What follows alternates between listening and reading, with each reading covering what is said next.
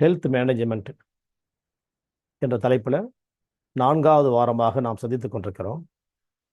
இன்னைக்கு 25/8/2024 இது 4வது வகுப்பு. இது தொடர்ந்து நடைபெறும். இந்த நிகழ்ச்சியில் நாம் கலந்து கொண்டிருக்கிறோம்னா இதில் நம்ம 4 தலைப்புகளில் பேசிட்டு இருக்கிறோம். இந்த 4 தலைப்புகளும் ஒவ்வொருவருக்குள்ளும் இது விளையாட வேண்டும், ஒவ்வொருவருக்குள்ளும் இது ஊடுருவி பாய வேண்டும். அப்படி ஊடுருவி பாய்கின்ற பொழுது அவர்களுக்குள்ள உள்ளுணர்வுகளை தூண்டி அவர்களை அவர்களாகவே செயல்படுத்தி வைப்பதற்கான ஒரு திட்டமே இந்த வகுப்புகளின் நோக்கமாக இருக்கும் என்பதையும் உங்களோடு நான் பதிவு செய்து கொள்கிறேன். இதில் நாம் 4 தலைப்புகளில் நம்ம தொடர்ந்து பேசிட்டு இருக்கிறோம். அழகின் சிரிப்பு, ஆரோக்கியத்தின் அழைப்பு, மனதோடு பேசுவோம், இயற்கையோடு இணைவோம் அப்படின்ற 4 தலைப்புகளில் நம்ம 3 வாரங்களாக பேசியிருக்கிறோம். 4வது வாரமும் அதே தலைப்பு, எப்பவுமே அதே தலைப்பு தான், தலைப்புகள் மாற்றம் இப்போ இல்லை, எப்போதும் இல்லாமலோடு இருக்கலாம். அப்போ அந்த தலைப்புகளில் ஒவ்வொரு வாரமும் ஒவ்வொரு தலைப்பை முன்னாடி எடுத்துக்கிறோம். ஒவ்வொரு தலைப்பு 2வதா 3வதா 4வதா இப்படி தான் வரிசையம் இல்லாமல் முன்பின்னாக நம்ம எடுத்துகிட்டு இருக்கிறோம். அது அந்த நேரத்தில் வரக்கூடிய செய்திகள், பார்வையாளருடைய உணர்வுகள், அவர்களுடைய ஈர்ப்பு, இதை பொறுத்து தான் அந்த தலைப்பு எதை முன்னாடி இருக்கணுன்றதை பற்றி நம்ம பேசிட்டு இருக்கிறோம். சரி, ரைட்டு. இயற்கையோடு இணைவோம். ஏன் இந்த இயற்கையோடு இணைவோம்ன்ற தலைப்பை நாம் இன்னைக்கு 1வது எடுத்துக்கிறோம், போன வாரம் 1வது எடுத்தோம்னு சொன்னால், இருக்கிற 4 தலைப்புகளில் கொஞ்சம் சோர்வடைய வைக்கக்கூடிய தலைப்பு இந்த இயற்கையோடு இணைவோம் அவரோட தலைப்பு. ஏன்னா நமக்கு சம்மந்தமில்லாத விஷயமா இருக்குது அப்படின்ற மாதிரியும், அப்படி இல்லை நம்மளால் இதெல்லாம் முடியுமா, இதெல்லாம் தேவையா அப்படின்ற இடத்துலையும் இருக்கிறதுனால இந்த தலைப்பையே நம்ம முதல்ல செலக்ட் பண்ணிட்டோம். அழகின் சிரிப்பு தான் அற்புதமான தலைப்பு, அதுதான் அழகு, அழகுக்கு அழகூட்டும் அழகு. ஆனால் அதை பின்னோக்கி தள்ளிவிட்டு இந்த இயற்கையோடு இணைவோம்ன்ற தலைப்பு நம்ம முன்னோக்கி கொண்டு வந்திருக்கிறோம். இதில் உயிரோட்டத்தை ஏற்படுத்த வேண்டும். அப்போ இயற்கையோடு இணைவோம்ல முதல் வாரம் என்ன பேசணும் அப்படின்னு சொன்னால், வயநாட்டில் ஏற்பட்ட நிலச்சரிவு, லேண்ட்ஸ்லைடை பற்றி பேசியிருந்தோம். அடுத்த வாரமும் அதன் தொடர்ச்சியான அந்த நேரங்களில் எப்படியெல்லாம் இந்த நிலச்சரிவு ஏற்பட்டது அப்படின்றது 2வது வாரமும் தொடர்ந்தோம். சரி, 3வது வாரமாக நாம் அந்த தலைப்பிலிருந்து கொஞ்சம் வேறுபட்டு என்னுடைய மாவட்டத்தை சேர்ந்த, செங்கல்பட்டு மாவட்டத்தை சேர்ந்த ஏரிகளுடைய அமைப்புகளை பற்றியும், அந்த ஏரிகள் எப்படியெல்லாம் துர்ந்து போயிடுச்சு, அதில் மனிதனுடைய ஆட்சி அதில் எப்படி இயற்கையோடு விளையாடி கொண்டிருக்கிறது, அதன் காரணமாக பாதிக்கப்படக்கூடியது அந்த பகுதி மக்கள் அப்படின்ற விஷயத்தை பற்றி நம்ம சென்ற வாரம் பேசிகிட்டு இருந்தோம். இப்போ இதையும் நம்மளால் ஒன்றும் செய்ய முடியுமா? ஏனென்றால் ஒவ்வொருவருக்குள்ளேயுமே தாழ்வு மனப்பான்மையும் நம்மளால் இயலாமையும் நம்ம இருந்துகிட்டே தான் இருக்குது. வேணா இயலாமைன்றது உண்மைதான். ஏன்னு சொன்னால் அந்த இயலாமை நம்ம ஒரு டெவலப்பிங் ஏரியாவில் தான் இருக்கிறோம். நம்ம எல்லாமே தன்னிறைவு அடைஞ்ச ஒரு வாழ்க்கை இல்லை நமக்கு. அப்படின்னு சொல்லும்போது எதுவெல்லாம் சாத்தியம், சாத்தியம் இல்லை அப்படின்ற இடத்துக்குள்ள யோசிக்க போகும்போது இது ஒரு சாத்தியமான செய்தியாக நமக்கு இல்லை. ஏன்னா ஆட்சியாளர்கள், அரசியல்வாதிகள், அப்புறமா பியூரோக்ராட்ஸ், அதாவது அதிகாரிகள், இவர்களெல்லாம் தாண்டி நம்ம என்ன செஞ்சிட முடியும்னு சொல்ல போகும்போது அதில் உண்மை இருக்க தான் செய்யுது. அதனால் அந்த 3 வாரமாக 2 வாரமாக வயநாட்டின் செய்திகளும், ஒரு வாரம் செங்கல்பட்டு மற்றும் மதுராந்தகத்தில் உள்ள ஏரிகளுடைய நிலைகளையும் பற்றி பார்க்க போகும்போது உங்களுடைய பகுதிகளில் உள்ள நிலைகளை பற்றி நீங்கள் நினைக்கணும். அட்லீஸ்ட் மனதளவிலாவது நீங்கள் அதில் ஆர்வத்தையும் அதிலிருந்து தேவையற்றவர்களுக்கான எதிர்ப்பையும் பதிவு செய்யணும். அந்த பதிவு இந்த பிரபஞ்சத்தில் பரவி பெருகும். அது இன்னைக்கு இல்லை, நாளைக்கு பின்வரும் சந்ததிகளுக்கு பயனுள்ளதாக இருக்கும் என்பது என்னுடைய கருத்து. அந்த வரிசையில் இன்றைக்கு 4வது வாரத்தில் இந்த இயற்கையோடு இணைவோம் அப்படின்றதுல நம்ம என்ன பேசலாம் அப்படின்னு நினச்சா, இன்றைக்கு மழைநீரை பற்றி பேசுவோம். ஏன்னா வயநாடு மாதிரி இப்போ அந்த மாதிரி உள்ள மலைகள், காடுகள் போன்ற இடங்கள்லாம் நம்ம போய் நம்ம ஆட்சி செலுத்த முடியாது. ஏரிகள் அது மாதிரி உள்ள இடங்களுக்கும் நம்ம போய் ஒன்றும் செஞ்சிட முடியாதுன்ற இடத்துல அட்லீஸ்ட்டு நம்மை நோக்கி வருகின்ற நீரோட்டம், இந்த மழைநீர், இந்த மழைநீர் எவ்வளவுக்கு எவ்வளவு பயனுள்ளதாக இருக்குது அப்படின்னு சொன்னால், இந்த காலங்காலமாக நம்முடைய முன்னோர்கள்லாம் சொல்லிட்டு இருந்திருக்கக்கூடிய விஷயங்கள் இந்த மழைநீர் இருக்கிற தண்ணியிலேயே அற்புதமான தண்ணீர். அறிவியலை நீங்கள் கூகுளில் சர்ச் பண்ணி அறிவியல்லாம் பார்க்காதீங்க. ஏன்னா அறிவியல் நம்ம சொல்லுது, அமிலம் கலந்த நீர் தான் மழை நீர்னு சொல்லுது. அது எதுவாக உணர்ந்திருப்பது நம்முடைய முன்னோர்கள் எப்படி வழிகாட்டி சென்றிருக்கிறார்களோ அந்த வழிகள் சிறந்த வழிகள், சிறந்த தத்துவங்கள், சிறந்த வழிகாட்டுதல்கள். இந்த வழிகாட்டுதல்களை நாமெல்லாம் எடுத்து கொடுக்கறதுக்கு நம்மகிட்ட பாட்டிமார்களும் தாத்தாமார்களும் நம்மகிட்ட இல்லை. அதனால நாமே நம்ம சரியா வச்சுக்கிறதுக்கு தேடுதலை நம்ம வேணும். உங்களுக்காக நான் தேடுறேன், எனக்காகவும் நீங்கள் தேடுங்க, நமக்காகவும் நீங்கள் தேடணும். தேடி தேடி சில செய்திகளை கொடுத்தீங்கன்னு அதையும் இன்சர்ட் பண்ணிக்கலாம், இதுக்குள்ள ஆட் பண்ணிக்கலாம். இன்னார் மூலமாக தான் இன்னாருக்கு போய் சேரணும் அவசியம் இல்லை. யார் மூலமாக வேண்டாலும் இதை நம்ம எடுத்துக்கலாம். இதை அந்த மாதிரி செய்திகள் வந்தால் அதையும் சேர்த்து நம்ம பேசிக்கலாம். அப்போ அந்த மழைநீர் சேகரிப்பு அப்படின்றது காலங்காலமாக இருந்து கொண்டு இருக்கிறதா இல்லையா அப்படின்னு சொன்னாக்க இருந்து கொண்டு தான் இருக்கிறது. இதற்காக தான் குளங்கள் ஏற்படுத்தப்பட்டது, ஏரிகள் ஏற்படுத்தப்பட்டது. ஏன்னா இப்போ பாசன வசதி ஏற்படக்கூடிய பகுதிகள் எல்லாம் ஆறுகள் இருக்கக்கூடிய ஆற்றுப்படுகைகள், அதுக்கு அருகாமையில் இடங்கள் எல்லாம் நம்ம விவசாயம் எல்லாம் பண்ணிக்க முடியும். அதே மாதிரி வேற நமக்கு வேற சமுத்திரங்களுக்கு அருகில் அது மாதிரிலாம் இருக்க வாய்ப்பு இருக்குது. ஆனால் வேற நடுப்பகுதியில் எதுவுமே இல்லாத, நீரோட்டம் இல்லாத ஒரு பகுதிகளில் நாம் குடிநீர் தேவையாக இருக்கட்டும், நம்முடைய நம்மளுக்கு அன்றாட தேவைகளுக்காக இருக்கட்டும், இல்லை அதுக்கு அடுத்தடுத்த தேவைகளுக்காக இருக்கட்டும், எதுக்காக இருந்தாலும் தண்ணீரை எப்படி நாம் பெற்றுக்கொள்வதுன்ற இடத்துல தான் நம்ம என்ன பண்ணோம், நம்முடைய முன்னோர்கள்லாம் இந்த மாதிரியான ஏற்பாடுகள்லாம் செஞ்சாங்க. தானாகவே பள்ளமாகி அதில் உருவானது தான் குட்டை. இல்லை மனிதனுடைய தேவைக்காக அதில் மண்ணை எடுத்துகிட்டே இருந்திருப்பான், இல்லை மண் உள்வாங்கி இருக்கும், அங்கே ஏற்பட்ட ஒரு நீர்நிலை குட்டை. சரி, தாழ்வான பகுதிகளில் மேடமைத்து வளைய சுத்தமாக ஒரு வளையங்கள் அமைத்து அதுக்குள்ள தண்ணீர் தேக்கினார்கள், இது ஏரி. உயரமான இடங்கள்ல பள்ளத்தை தோண்டி அதில் நீரை தேக்கினார்கள், அது குளங்கள்.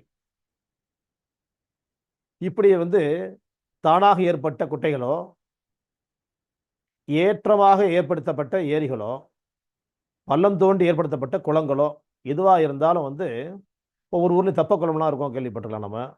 இதெல்லாம் நீர் சேகரிப்பு மையங்கள்.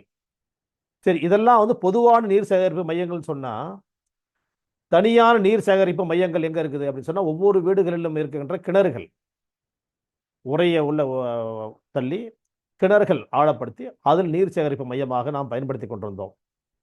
இப்போ அதுவும் இல்லை. இப்போ எல்லா இடங்களையும் நீர்நிலைகளாக தான் நம்ம பயன்படுத்தி வந்திருக்கிறோம். ஏன்னா மனிதனுடைய அத்தியாவசியமான தேவையில மிக மிக அத்தியாவசியமானது உண்ண உணவு, உடுக்க உடை, இருக்க இடம்ன்ற மாதிரி தண்ணீருடைய தேவை இல்லாமல் நம்ம தண்ணீர் இல்லாமல் வாழ முடியாது.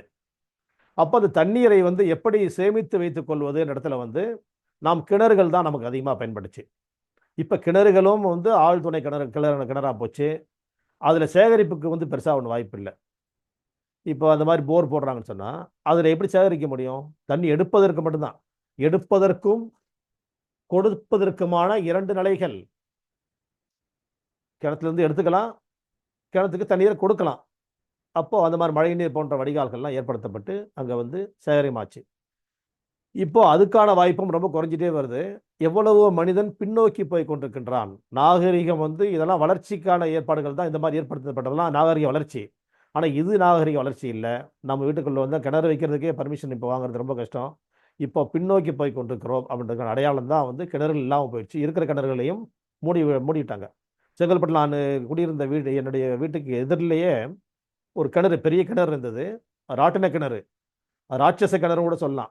24 மணி நேரம் தண்ணி இறைச்சாலும் அங்கே இருக்க டீ கடைகள், ஹோட்டல்கள் எல்லாத்துக்கும் தண்ணி இறைச்சிட்டே இருப்பாங்க 24 மணி நேரமும். அந்த தண்ணி வற்றாத தண்ணீர். அதில் ஒருத்தவர் இறந்து போயிட்டாரு. அதுக்கப்புறமா அது நகராட்சி அதை மூடிட்டாங்க. அது மேலே ரோடு அமைச்சு இப்போ வண்டி போயிட்டு இருக்குதுன்னு வச்சுக்கலேன். ஆனால் அந்த மாதிரி இருக்கிறதையாவது காப்பாற்றலாம், புதுசாக உருவாக்காட்டி பரவாயில்ல, அந்த இடத்தையும் தாண்டியாச்சு. இதை தாண்டி மழைநீர் சேகரிப்பு அப்படின்னு சொன்னால் உலகத்தில் எங்கெல்லாம் நடைபெற்று கொண்டிருக்கிறது, எப்படி நடந்துச்சுன்னு சொன்னால் நம்ம நாட்டில் நிறைய நடந்துகிட்டே தான் இருந்திருக்குது. நிறைய பகுதியில் நடந்திருக்கலாம். நமக்கு தெரிஞ்ச மழைநீர் சேகரிப்பு எங்கெல்லாம் நடைபெற்று கொண்டிருக்கிறது அப்படின்னு சொன்னாக்க, இதற்கான திட்டமிட்டு கட்டாயமான மழைநீர் சேகரிப்பு எங்கே பண்ணியிருக்காங்க அப்படின்னு சொன்னாக்க அமெரிக்காவில் பண்ணியிருக்காங்க. அப்போது அமெரிக்காவில் ஒரு மாகாணத்தில், இந்த கொரடாலோ மாகாணம் ஒன்று, அதுக்கப்புறமா ஒரு 2 தீவுகள், அமெரிக்காவுக்கு அருகில் உள்ள ஒரு தீவு ஒன்று, அமெரிக்காவில் உள்ள ஒரு தீவு. இதெல்லாம் மழைநீர் சேகரிப்பு கட்டாயமாக்கப்பட்ட ஒன்று. இந்தியாவை பொறுத்த வரைக்கும் வேற எங்கேயுமே, உலகத்தில் வேற எங்கேயுமே கேள்விப்படாத ஒரு செய்தி. இந்தியாவை பொறுத்த வரைக்கும் தமிழகத்தில் மட்டும்தான் 2001 தமிழக அமைச்சரவை மாண்புமிகு முன்னாள் முதல்வர் ஜெயலலிதா அவர்களால் சட்டசபையில் மழைநீர் சேகரிப்பு என்பது கட்டாயமாக்கப்பட்ட ஒன்று அப்படின்னு சொல்லி திட்டம் உருவாக்கப்பட்டு ஒவ்வொரு வீடுகளுக்கும் அந்த இடத்துல வந்து அவங்க மழைநீர் சேகரிப்பு மையங்களை அமைத்து கொள்ள வேண்டும். அப்படி இல்லைன்னு சொன்னால் அவர்களுக்கு வந்து கார்ப்பரேஷன் வந்து அதுக்கான வந்து நடவடிக்கைகள் எடுக்கும் அப்படின்ற ஒரு திட்டத்தை கொண்டு வந்து அதன் மூலமாக சென்னை நகரில் நிலத்தடி நீர் 50% 50% நிலத்தடி நீர் உயர்ந்திருக்கின்றது ஒரு குறிப்பிட்ட ஒரு முக்கியமான செய்தி. இந்தியாவில் மட்டுமல்ல, உலகில் கூட வேற எங்கேயுமே, அமெரிக்காவினுடைய 2-3 இடங்களை தவிர வேற எங்கேயுமே வந்து மழைநீர் சேகரிப்பு கட்டாயமாக்கப்படவே இல்லை. சரி, இது மாதிரி வேற எங்கேயாவது நடந்திருக்குதா? தானா அதாவது தன்னெழுச்சியா அவங்கவுங்க பண்ணிக்கிற மழைநீர் சேகரிப்பு தான் நம்ம வீடுகளில் வச்சிருந்த கிணறுகள். இது இல்லாமல் கிணறுகள்லாம் வைக்காத அந்த மாதிரி இல்லாத பல இடங்கள் எல்லாம் வந்து எங்கே வந்து மழைநீர் சேகரிப்பு நடந்திருக்குதுன்னு சொன்னாக்க எல்லா வந்து வறண்ட பகுதிகள். ஃபார் எக்ஸாம்பிள் வந்து இந்த ராஜஸ்தானில் தார்பாலைவனத்தை சுற்றி உள்ள பகுதிகள் எல்லாம் மழைநீர் சேகரிப்பு அவங்க வந்து ஏன்னா வேறு பண்ணி தான் ஆகணும். அவங்களுக்கு வந்து தண்ணி கிடைக்கவே கிடைக்காது. அப்போ அவங்களுக்கு வந்து வர மழை பெய்ய போகும்போது அந்த தண்ணியை தேக்கி வைக்கக்கூடிய வாய்ப்புகளை அவங்களை ஏற்படுத்தி கொள்ள வேண்டும்.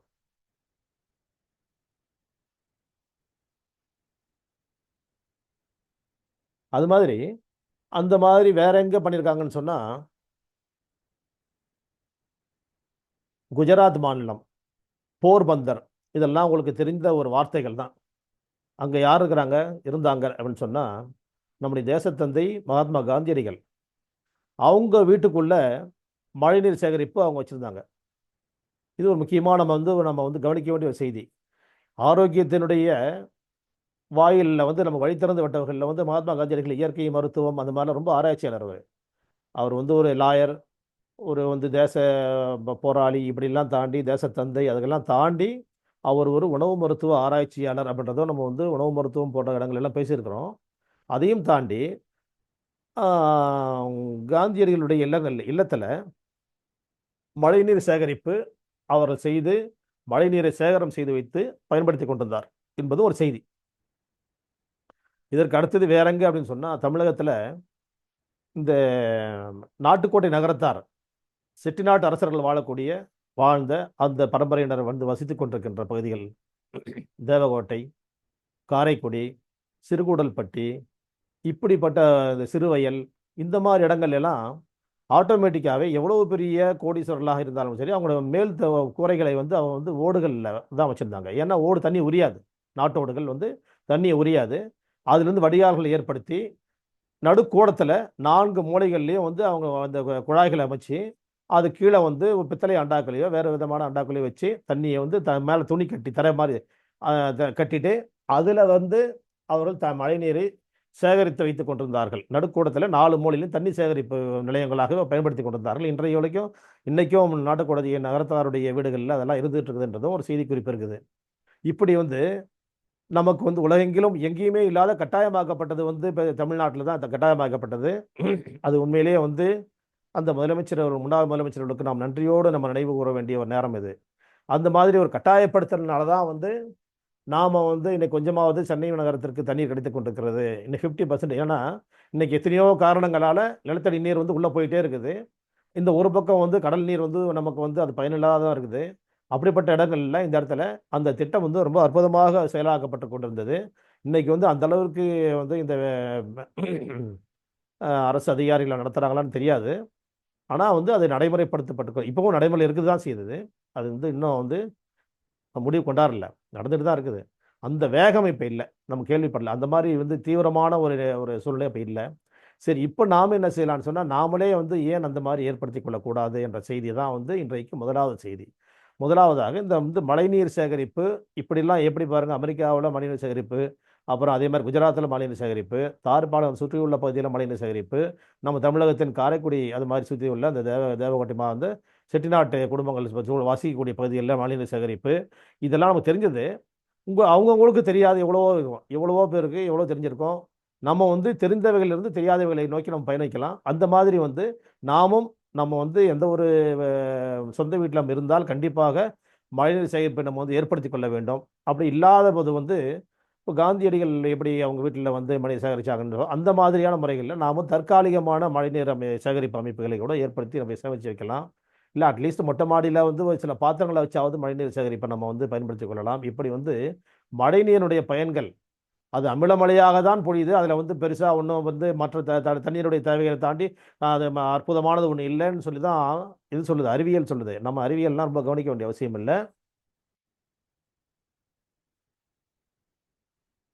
அதை தாண்டி நம்முடைய முன்னோர்கள் எப்படி கொண்டு போனாங்க நம்மளை, அந்த மாதிரி நாம் அந்த வழிகாட்டுதல் பிரகாரம் அந்த மழைநீர் சேகரிப்பை நாம் அமைத்தோம் என்றால் இனி வருங்காலத்தில் வந்து தண்ணீர் பஞ்சம் கண்டிப்பாக இருக்கும். அதான் வந்து ஆய்வுகள் சொல்லிட்டு இருக்குது. அந்த தண்ணீர் பஞ்சத்தை இல்லாமலாக்கி நமக்கு நாமே அந்த தண்ணீருடைய தேவைகள் நிறைவேற்றிக் கொள்ளக்கூடிய வாய்ப்பை இதன் மூலமாக நாம் பெற்றுக்கொள்ளலாம். அப்படின்றது தான் வந்து இன்றைக்கு வந்து இயற்கையோடு இணைவோம். நீங்கள் ஒன்றும் வந்து வயநாட்டுக்கு போவேன்னா, ரெண்டாவதாக நீங்கள் வந்து நம்ம வந்து செங்கல்பட்டு மாவட்டத்தினுடைய செங்கல்பட்டு ஏரிகள், குளவாய் ஏரி, குண்டூர் ஏரி, மதுராந்தகம் ஏரி அப்படியெல்லாம் பயணித்து பார்க்க வேண்டாம். உங்கள் இல்லங்களிலேயே தண்ணீர் சேகரிப்பு மையங்களை நீங்கள் ஏற்படுத்திக் கொள்வதன் மூலமாக தண்ணீர் தேவைகள் நிறைவேற்றிக் கொள்ள வேண்டும் என்பதை இயற்கையோடு இணைவோம் என்ற முதல் பகுதியில் நாம் இன்றைக்கு அதை பற்றி தான் பேசிட்டு இருக்கிறோம். ஏன்னா இது ஃபர்ஸ்ட் வந்து போரிங் சப்ஜெக்ட்ன்றது தான் எல்லாரும் பேசிட்டு இருக்கிறாங்க. அதனால வந்து இந்த போரிங் சப்ஜெக்டை வந்து நம்ம என்ன பண்ணுவோம், முதல்ல வந்து பேசிடலான்றக்காக தான் வந்து ரொம்ப ரொம்ப அற்புதமான இன்ட்ரெஸ்டிங் மேட்ரு வந்து நம்ம வந்து அழகின் சிரிப்பு. அந்த சில பேர் இன்னும் நிறைய பேர் உள்ள வராமல் இருக்கிறாங்க இல்லையா. முதல்ல வந்து ஒரு 350 பேர்ல 33 பேர் வந்தாங்க, 10%. இப்போ 30 பேர் வந்தாங்க. இப்போ நம்ம யூடியூப்ல ஏற்றுறோம்னு தெரிஞ்சு போச்சு போல் இருக்குது. அதில் பாதி வந்து 17 பேர் தான் வந்திருக்கிறாங்க.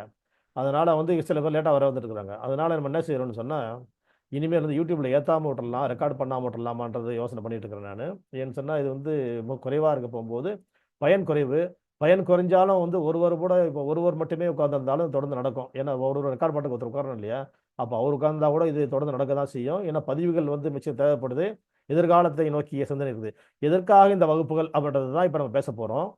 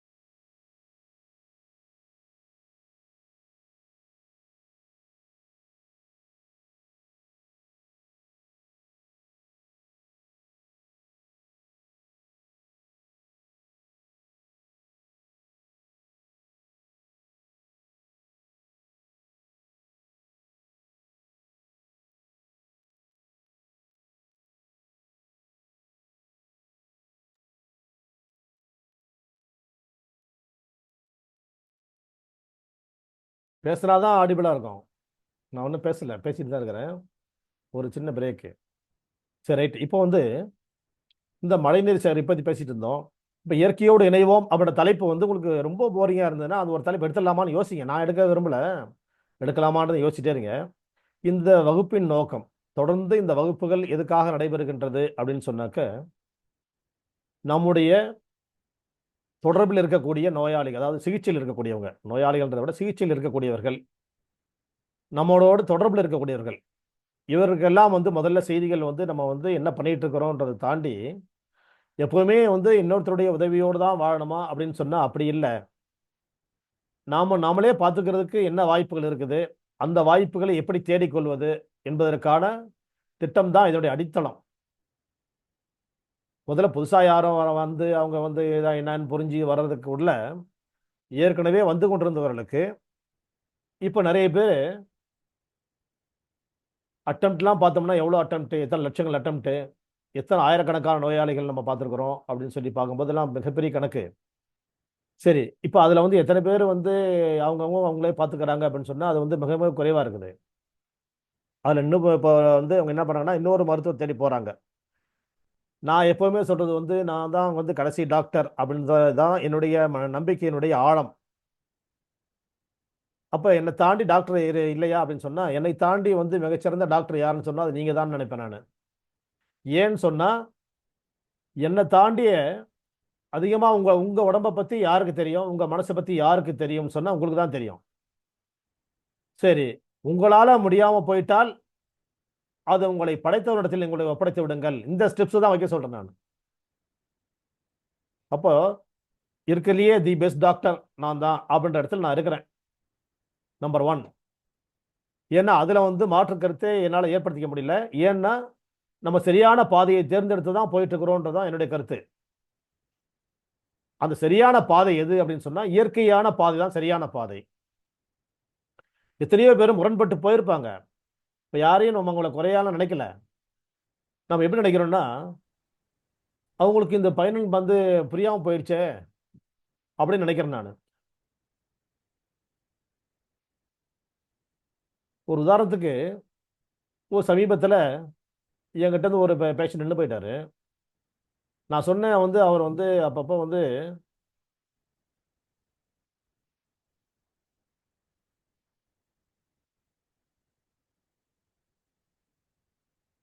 என்னுடைய குரல் உங்களுக்கு கேட்டுட்டு இருக்கோம். இன்னும் ஓரிரு நிமிடங்கள் நீங்க என்ன பார்க்கலாம்.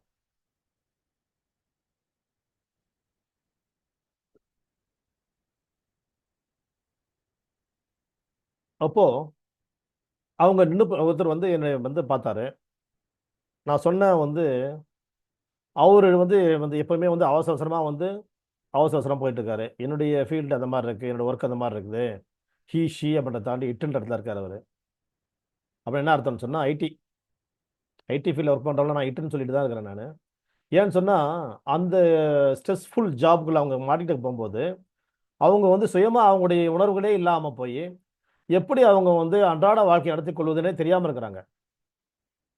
அந்த இடத்துல ஸ்ட்ரெஸ் ஸ்ட்ரெஸ் ஸ்ட்ரெஸ் ஸ்ட்ரெஸ் இதுதான், இந்த வார்த்தை தான் தொடர்ந்து அவங்க அதுக்குள்ளே இருக்குது அவங்களுக்கு. அப்போ உடலாலும் மனதாலும் சூழலாலும் அவங்க வந்து ஸ்ட்ரெஸ்ஃபுல்லாக இருக்கிறாங்க. சரி, அப்போ வந்து அவருக்கு ஒரு பிரச்சனை தீர்வு அடையலை.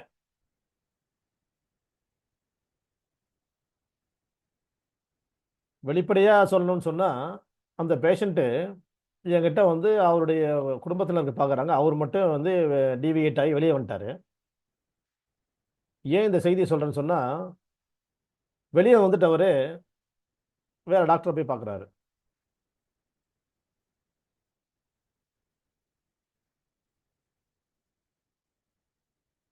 நான் வெளிப்படையாக தான் பேசிகிட்டு இருக்கிறேன். ஒன்றும் வந்து இதில் வந்து ஒளிவு மறைவுலாம் இல்லை. அந்த அவர் வேறு டாக்டரை பார்க்கும்போது டாக்டர் வந்து அவருக்கு டெஸ்ட்லாம் எடுக்கிறாரு. அவருக்கு மருத்துவம் பார்த்துட்டு அவருக்கு மெடிசன்லாம் எழுதுறாரு. கூடவே வந்து இதை ஒன்று வாங்கி நீங்கள் யூஸ் பண்ணுங்கன்னு சொல்கிறாரு. அந்த பொருளை தேடி அவர் வராரு அந்த இடத்துக்கு. அந்த பொருள் விற்பனையாளராக நாங்கள் இந்த இடத்துல நான் தான் இருக்கிறேன். அப்போ நான் என்ன செஞ்சுட்டு இருக்கேன்னு உங்களுக்கு எல்லாருக்கும் தெரியும். எனக்கு ஒரு செருப்படை இருக்குதுன்னு தெரியும். அந்த பேஷண்ட் என்கிட்ட வந்து வராரு. வந்தோடனே அவர் ரொம்ப ஷையாகி உள்ளே வர்றதுக்கே ஒரு மாதிரி தயங்கி அப்படியே கை காலம் வெறுத்து ஒரு மாதிரி நெளிஞ்சு கிழிஞ்சு வந்தார் பாவம். ஏன் இந்த செய்தி நான் பதிவு பண்ணுறேன்னா அவரை நான் வர வச்சு பேசணும்னு நினைக்கிறேன். அப்போ நான் அவருக்கு வந்து இப்போ என்ன சொன்னேன்னா வேணும்னு கேட்டேன். நான் டாக்டர் ஆர்த்தோ வச்சு வாங்க சொன்னார். வாங்க வந்தார் அவர்.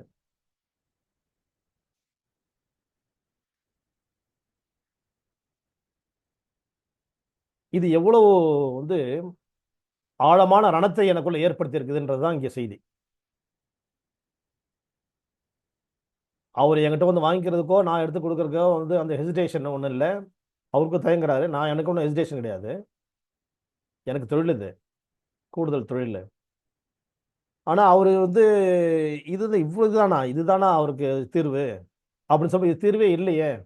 நான் அவர் எங்கே போயிருக்காரு? அவர் ஆர்த்தோ டாக்டர் போயிருக்காரு. அவர் இதை வாங்கி போட்டால் சரியாடுன்னு சொல்லியிருக்காரு. நான் சொன்னேன் இது போட்ட தீர்வுகள்லாம் கிடையாது. இவங்களுக்கு வந்து கொஞ்சம் வழிகளை வந்து தாங்கி கொடுக்கக்கூடிய ஒரு பொருள் இது அப்படின்னு நான் சொன்னேன்.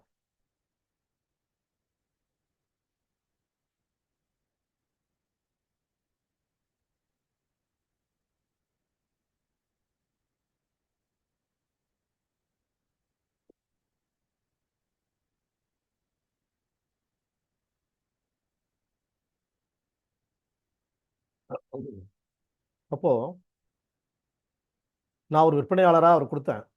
ஆனால் வந்து ரொம்ப வேதனையான ஒரு நிலை எனக்கு மனசில் ஏற்பட்டுச்சு. அவருக்கு தீர்வு இருக்கும் இடத்தை விட்டு இல்லாத இடம் தேடி எங்கெங்கோ அலைகின்றார் ஞானத்தங்கமே, அவர் ஏதும் அறியாதடி ஞானத்தங்கமே அப்படின்ற அந்த பாட்டு வரி தானே ஞாபகம் வந்துச்சு. அதனால நான் எதையுமே வந்து நான் என்ன நினைக்கிறேனோ அதை அப்படியே வெளிப்படையாக பேசுகிறது தான் என்னோட பழக்கம். அவங்களுக்கு வந்து இது ஒன்றையும் ஏற்படுத்தாதுன்னு நான் நம்புகிறேன் கண்டிப்பாக. ஏன்னா இது யூடியூப்ல ஏற்ற போகும்போது கண்டிப்பாக அவங்களும் தான் பார்க்குறாங்க. அவங்களும் என்னுடைய லிங்கில் இருக்கவங்க தான். அந்த ஃபேமிலி இன்னும் மற்றவங்களாம் எங்கிட்ட தான் இருக்கிறாங்க. ஒன்றும் பிரச்சனை இல்லை. அப்போ தீர்வு இல்லை அப்படின்றது தான் எனக்கு ஏற்பட்ட வழி. அந்த வழியை உங்களோட எதுக்கு ஷேர் பண்ணுறேன்னு சொன்னால், இப்போ ஏற்கனவே வந்து நின்று போனவங்கலாம் வந்து இருக்கட்டும், அதெல்லாம் ஒரு பக்கம் இருக்கட்டும். இருக்கின்றவர்கள் சரியாக பயன்படுத்தி கொண்டு நான் சொல்ற இடத்துல இருந்து நீங்க கரெக்டா ஸ்டெப் வைக்கணும். நான் தான் பெஸ்ட் டாக்டர் இந்த உலகத்துல. உங்களை பொறுத்த வரைக்கும் நீ என்னை சந்தித்த யாருக்கெல்லாம் நான் என்ன சொல்றேன், எல்லாருக்கும் ஒரே செய்தி. நான் தான் தி பெஸ்ட் டாக்டர். உங்களுக்கு என்னை தாண்டி மிகச்சிறந்த டாக்டர் ஒருத்தருக்கு வேணும்னு சொன்னால் அது நீங்களாக தான் இருக்க முடியும் மொழியா, வேற யாருமே இருக்க முடியாது. ஏன்னா உங்களை நான் புரிஞ்சுக்கணும்னு சொன்னா உங்களை நீங்க தான் புரிஞ்சிக்க முடியும். அந்த இடத்துல நீங்க தான் best doctor, the best doctor. அந்த இடத்துல நீங்க தான் வரீங்க. அந்த இடத்துல உங்களை விட தாழ்வான இடத்துல நான் இருக்கிறேன். எனக்கு மேல என்னுடைய சுப்பீரியர் நீங்க தான். உங்களால ஒரு தீர்வு காணப்பட முடியவில்லை என்றால் அது படைத்தவரிடத்துல, எல்லாம் வல்ல இறைவனிடத்துல உங்களுடைய கோரிக்கைகளை வைத்து நீங்கள் கண்ணீர் விட்டு கேட்கின்ற பொழுது அது தீர்வு கிடைக்கும், கிடைத்திருக்கிறது. நான் என்னுடைய அனுபவத்தில் பார்த்துட்டு வரேன். இந்த என் மருத்துவம் எனக்கு அறிமுகமாகி 39 ஆண்டுகள் ஆகிருக்குது. என்னுடைய அன்பு சகோதரி உஷா மதுரம், அவங்களுக்கு தெரியும். அவங்க தான் அறிமுகப்படுத்தினாங்க. அப்போ அவங்கள சந்திச்சு 39 வருஷமாவது. அடுத்தது அவங்க சந்திச்ச முனை மாசத்துல அவங்க அம்மாவை பார்த்துட்டு அவங்களுக்கு ட்ரீட்மெண்ட் கொடுத்த டாக்டர் வந்து அங்கே அம்பத்தூர் ஸ்டேட் போர்டு ஹாஸ்பிட்டல் இருக்கிறாரு, டாக்டர் மனோகர் அப்படின்னு சொல்லிட்டு. அப்புறம் நம்ம பின்னால் அவரெல்லாம் சந்தித்தோம். அவருக்கு கூட சிகிச்சை நம்ம கொடுத்துட்டு இருந்தோம். அவருக்கு பாவம் ஸ்டமக் கேன்சரில் அவருக்கு நம்ம ட்ரீட்மெண்ட் கொடுத்துருக்குறோம். அவர் எம்பிபிஎஸ் டாக்டர். அப்போ அந்த செய்திகள்லாம் வந்து நம்மகிட்ட நம்ம தொடர்ந்து இந்த பயணத்தில் வந்து நமக்கு புரிய வச்ச விஷயம் என்னன்னு கேட்டால், எதெல்லாம் வந்து நமக்கு வந்து தேவையில்லைன்றது பகுத்து பார்த்து நம்ம புரிஞ்சுட்டு வரக்கூடிய வாய்ப்பை நம்ம வந்து எல்லாருக்கும் ஷேர் பண்ணிக்கணும். நம்ம டாக்டராகவே இருந்து எந்த பிரயோஜனமும் கிடையாது. அவங்கள புரிதலை ஏற்படுத்தணும். அவங்களுக்கு அவங்களாவே செஞ்சுக்கணும். அதற்கான நம்ம இடத்துல வந்து நம்ம வந்து ஆசிரியராக தான் மாறிக்கணும். அவங்கெல்லாம் ஸ்டூடெண்ட்ஸு. இங்கே யாரும் பேஷண்ட் கிடையாது. எல்லாமே வந்து ஸ்டூடெண்ட்ஸு. இங்கே டாக்டர் கிடையாது, ஒரு டீச்சர். எல்லாத்துக்கும் மேலே டீச்சர் வந்து இந்த கிரியேட்டர் அப்படின்ற ஸ்டெப்ஸ்க்குள்ள உங்களை எல்லாத்தையும் வந்து நான் திணிச்சணும்னு ஆசைப்படுறேன். உங்களுக்கு உங்களை நீங்களாக தான் பார்த்துக்கணும். உங்களை யாரும் பார்த்துக்கூடாதுன்றது தான் நான் என்னுடைய விருப்பம். அந்த விருப்பத்தை தான் இப்போ 10 நிமிஷமாக நான் பதிவு பண்ணிட்டு வரேன் உங்கள்கிட்ட. அப்போ நீங்கள் யோசிக்கணும். நமக்கு வந்து ஒன்றுமே இல்லை. நம்ம முன்னோர் காட்டிய வழி தான். இது ஒன்றும் பெரிய விஷயம் கிடையாது. நம்மளை பற்றி யோசிக்கிறதுக்கு ஒரு சில நொடிகளை அல்லது ஒரு சில நிமிடங்களை நாம் ஒதுக்கினா போதும். நம்ம தெளிவாக நமக்கு புரியும் நம்ம என்ன நடந்துட்டு இருக்குது. அப்போ அந்த இடத்துல நம்ம அதை புரிஞ்சிட்டோம்னு சொன்னால் அடுத்தது நம்ம வந்து எந்த ஒரு கஷ்டமும் இருந்தாலும் கூட அந்த கஷ்டத்தை வந்து அதை எப்படி ரிமூவ் பண்ணுறதுன்னு நமக்கு புரிய ஆரம்பிச்சிடும். அந்த கஷ்டத்தை நீக்கிட்டு நம்ம அழகான வந்து நடையை நம்மளால் நடக்க முடியும். அந்த வாய்ப்புக்குள்ளே உங்களை எல்லாம் கொண்டு வந்து சேர்க்க வேண்டும் அப்படின்றத தொடர்.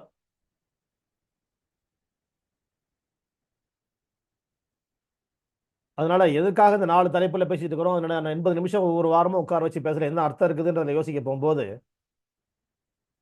இப்போ நம்ம நேருக்கு நேரம் சந்திக்க முடியாதவங்களும் இருக்கிறாங்க. எங்கெங்கேயோ தொலைதூரங்கள்ல எல்லாம் இருக்கிறாங்க. இன்னைக்கும் தொடர்பில் இருக்கிறாங்க. நாம என்ன செஞ்சிட முடியும்? யாரை தான் காப்பாற்ற முடியும்? பக்கத்திலேயே படுத்துட்டு இருக்கவங்க கூட நம்ம காப்பாற்ற முடியாது. அவங்களுக்கு நெஞ்சு வலிக்குதா, அவங்களுக்கு வந்து செயல்பாடுகள் வந்து குறைஞ்சி போயிருக்குதா, என்ன நடக்குதுன்னு யாரு சொல்ல முடியும்? அவங்க சொன்னாலோ அவங்க உணர்த்தினாலும் மட்டும்தான் நம்ம புரிஞ்சிக்க முடியும். இடத்துல நம்ம இருக்கிறோம். ஏன்னா படைப்புக்கெல்லாம் நம்ம எல்லாம் வந்து பலவீனமான படைப்பு. அப்போ நாம தான் பார்த்துக்கணும் அப்படின்ற இடத்துக்குள்ள வரப்போகும்போது தான் நமக்கு என்ன ஆகும், நமக்குள்ள புரிதலே ஆரம்பிக்கும். நம்முடைய உள்ளுணர்வுகளுக்கு புரிஞ்சா, இம்பல்ஸுக்கு புரிஞ்சிச்சுன்னு சொன்னால் நம்முடைய உறுப்புகள் அதுக்கு ஏற்ற மாதிரி ஸ்டெப்ஸ் வைக்கும். அப்போ நம்மளை விட்டு அது இதயத்தினுடைய மனதின் நோய்களோ உடலின் நோய்களோ நம்மளை விட்டு விலக ஆரம்பிச்சிடும். இல்லை அதற்கான தேர்தல் நம்ம அதை நோக்கி பயணிக்க ஆரம்பிச்சிருவோம். அந்த வெற்றியை நம்ம நிச்சயமாக வந்து அடைஞ்சே தீர்வோம். அடுத்தது இப்போ இதயத்தை பற்றி பேசியிருக்கிறோம். ஆரோக்கியத்தின் அழைப்புன்ற பகுதியில் நம்ம 3 வாரமாக இதயம் தான் பேசிட்டு இருக்கிறோம். இதயத்திற்கு இதம் தரும் உணவு எதுன்றதை போன வாரம் பேசிட்டு இருந்தோம். அந்த இதம் தரும் உணவு எது வந்து அரிசி அப்படின்றது தான் வந்து போன வாரம் பேசியிருந்தோம். ஏன் அப்படின்னு சொன்னாக்க, நமக்கு வந்து ஒரு வேலையை செய்யணும்னா சோர்வு இல்லாமல் இருக்கணும். அந்த சோர்வு இல்லாமல் இருக்கணும்னு சொன்னா நமக்கு சோர்வை நீக்குவது சோறுதான்றது நம்ம எல்லாம் தெரிஞ்சதுதான். சோறு கண்ட இடம் சொர்க்கம். அப்போ அந்த சோர்வு வேற எந்த ஒரு உணவுப் பொருளும் அந்த அளவுக்கு சோர்வை நீக்காது. ஏன்னா அது இருக்கக்கூடிய ஸ்டார்ச் நம்ம உடம்புல வந்து உடனடியாக உடம்பால வந்து ஈர்த்து கொள்ளக்கூடிய உணவு எதுன்னு சொன்னா ஸ்டார்ச். அந்த ஸ்டார்ச் இருக்கக்கூடிய இடம் கார்போஹைட்ரேட். கார்போஹைட்ரேட் இருக்க வேண்டிய இடம் வந்து அரிசி. எந்த ஒரு உணவுப் பொருளையும் விட அது அதிகமாக இருக்குது. அதுக்கு விளைச்சலுக்கும் தண்ணீர் அதிகமாக தேவைப்படுது. அது வந்து சமையல் பண்ணுவதற்கும் தண்ணீர் அதிகமாக தேவைப்படுது. அப்படி பண்ணி முடிக்க போகும்போது 70% தண்ணீரை வந்து அது உறிஞ்சி எடுத்துக்குது. மற்ற தானியங்கள்லாம் அந்த அளவுக்கு உரியறதில்லை. அதனால உடம்புல உடனடியாக சோர்வை நீக்கக்கூடிய உணவுகள் அப்படின்னு பார்க்க போகும்போது அரிசி உணவு. அப்ப ஹார்ட்டுக்கு அரிசி மட்டும் போதுமான்னு சொன்னா ஹார்ட்டுக்கு அரிசி மட்டும் பத்தாது. இதயத்திற்கு இதம் தரும் உணவு, இதயத்திற்கு சக்தியை அளிக்கக்கூடிய உணவு அப்படின்றதுதான் இந்த இடத்துல நம்ம பேசியிருக்கிறோம். இதயத்தின் ஆற்றலை அதிகப்படுத்திக் கொள்வதற்கு, இதயத்தில் ஏற்பட்டிருக்கிற அழுத்தத்தை போக்கிக் கொள்வதற்குன்னு பார்க்க போகும்போது நீங்க எல்லாம் போன வாரம் சொன்ன உணவுப் பொருள் எல்லாமே இருக்குது. இப்ப அதுலதான் வந்து நம்ம 800 ஆண்டு காலம் இந்தியாவை ஆண்ட முகலாயர்கள் வந்து அந்தந்த சீசன் விளையக்கூடிய மாதுளையை உணவாக கொண்டார்கள். அதன் காரணமாக இதய நோய் இல்லாமல் அவர்கள் வாழ்ந்து மறைந்தார்கள் அப்படின்ற விஷயத்தை நம்ம பார்த்தோம்.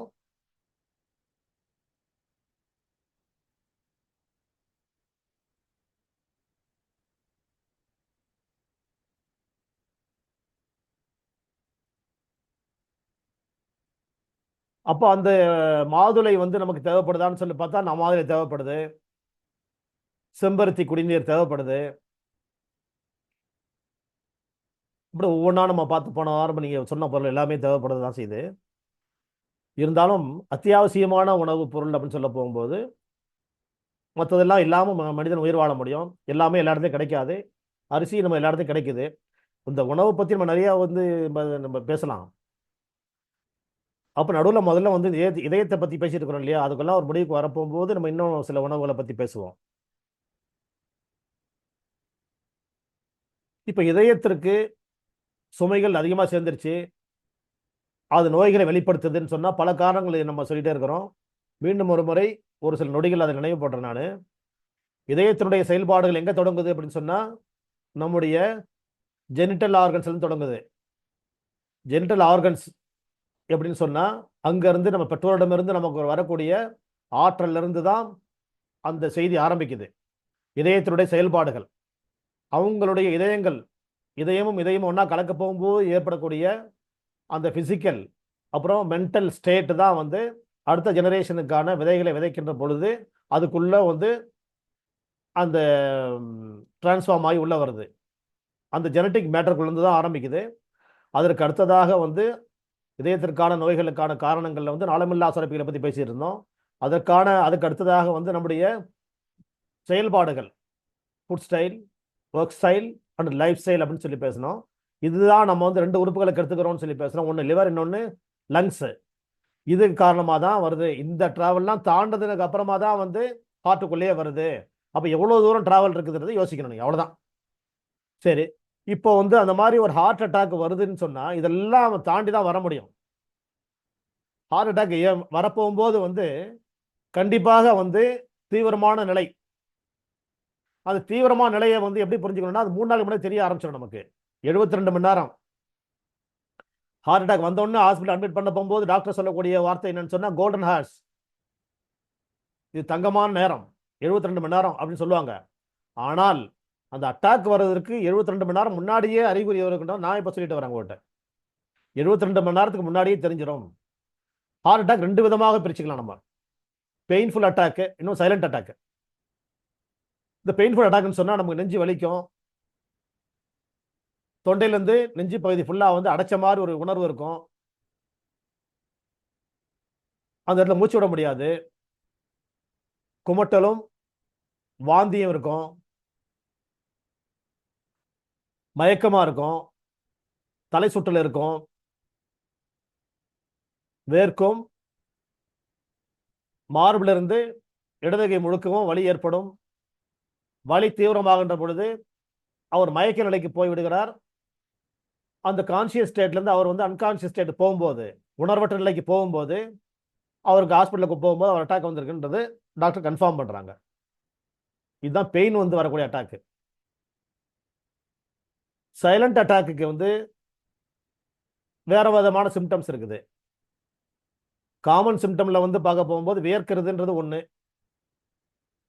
தலை சுத்துறது, எனக்கு வந்து வாந்தி வர மாதிரி இருக்குன்னு சொல்றது, குமட்டல், வாந்தி, தலை சுற்றல், அதுக்கப்புறமா வியர்க்கிறது. இது காமன் சைன் அண்ட் சிம்டம். இந்த இடது கையில் வலி பரவுறதை கூட அவரால் புரிஞ்சிக்க முடியாது. இதுல மூச்சு திணறல் கூடுதலா இருக்கும். திடீர்னு மூச்சு திணறல் அதிகமாயிடும். அதுக்கப்புறமா வந்து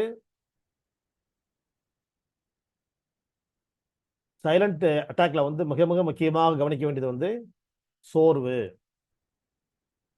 மிக மிக அதிகமாக சோர்வடைஞ்சிட்டே இருப்பாரு. கண்டினியூஸா ஒரு 3 நாளைக்கு சோர்வான நிலையில ஒருத்தர் இருந்தாங்கன்னா அவங்க நிச்சயமாக வந்து இதயம் பாதிக்கப்பட்டிருக்கின்றதை நம்ம புரிஞ்சுக்கணும். இதுதான் இதுல மெயின்.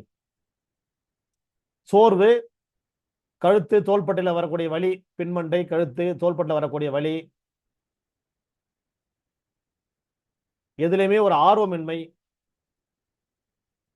எந்த வேலை செய்ய முடியாம இருக்குதுன்றதை வந்து வெளிப்படுத்த முடியாத நிலை, வேற எந்த வழியெல்லாம் இருக்காது இவருக்கு. அப்போ இவருக்கு ஹார்ட்ன்றதை உணர்வே தோணாது. இது சைலண்ட் அட்டாக். தலை சுத்தல் இருக்கும், பின்மண்டை தோள்பட்டை வலி இருக்கும், வேர்க்கும், மூச்சு வாங்கும், மிக மிக குறிப்பாக சோர்வு. பெயின்ஃபுல் அட்டாக்கும் சைலண்ட் அட்டாக்கும் உள்ள வித்தியாசமே வந்து சோர்வு தான். அந்த சோர்வு அவர் எங்க கொண்டு போகுது? இதயம் பலவீனம் அடைஞ்சிருச்சு. ஏன்னா இதயத்தினுடைய சோர்ஸே வந்து ஹாப்பினஸ் தான், உற்சாகம் தான். அவருக்கு எதிரையுமே உற்சாகம் இல்லை, எதிரையுமே ஆர்வம் இல்லை, எதையுமே செய்ய முடியாத நிலைமைக்கு ஒருவர் தள்ளப்படுறாருன்னு சொன்னால் அவருடைய இதயத்துல வந்து பழுது ஏற்பட்டிருக்கிறது.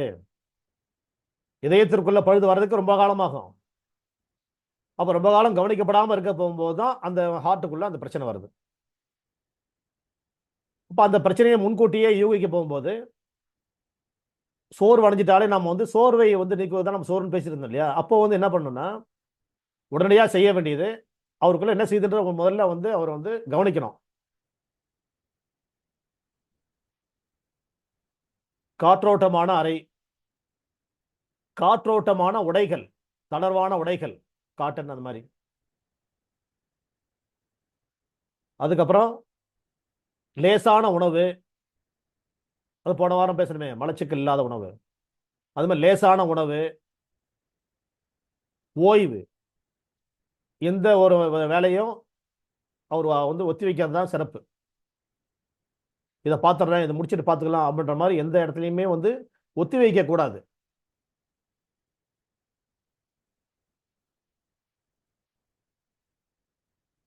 என்ன செய்யணும் அப்படின்னு சொன்னா அவர் வந்து இயல்பா செய்ய வேண்டிய வேலைகளை தாண்டி இதுக்கான ப்ரிப்பேர் பண்ணணும்.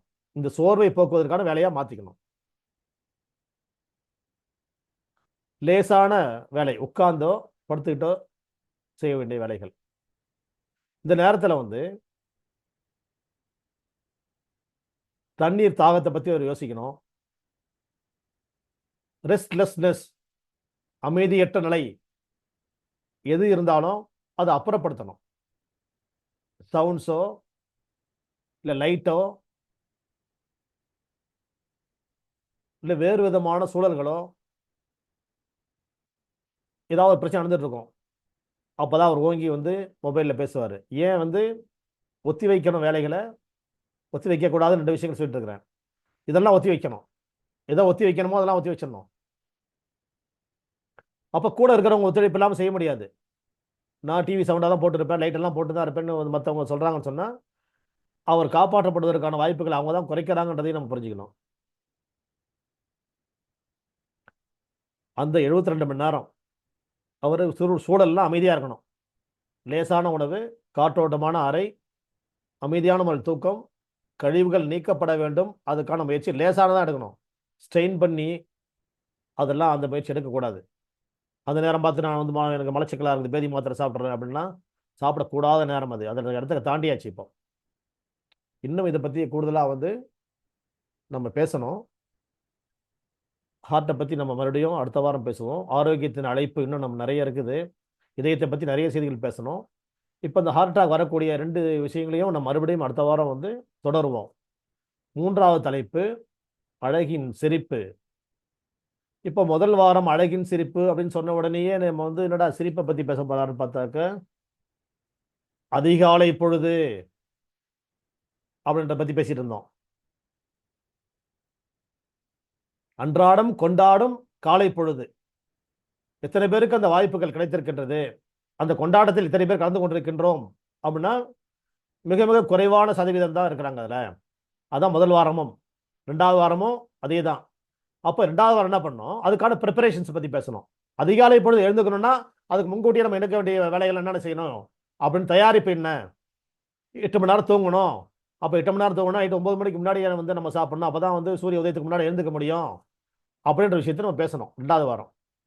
இன்னும் பேசலாம், ஒவ்வொரு வாரமும் அதிகாலை பொழுது பேசிட்டே இருக்கலாம். சரி, ரைட்டு, இதை தான் பேச போறாரு. ஆஃப் பண்ணிட்டு போயிடுவாங்க. 6 பேர்ல 24 பேர் காணாம போயிடுவாங்க. சரி, அடுத்தது 3வது வாரத்தில் வந்து அதனுடைய தொடர்ச்சியாக மலச்சிக்கலை நீக்கிக் கொள்வது.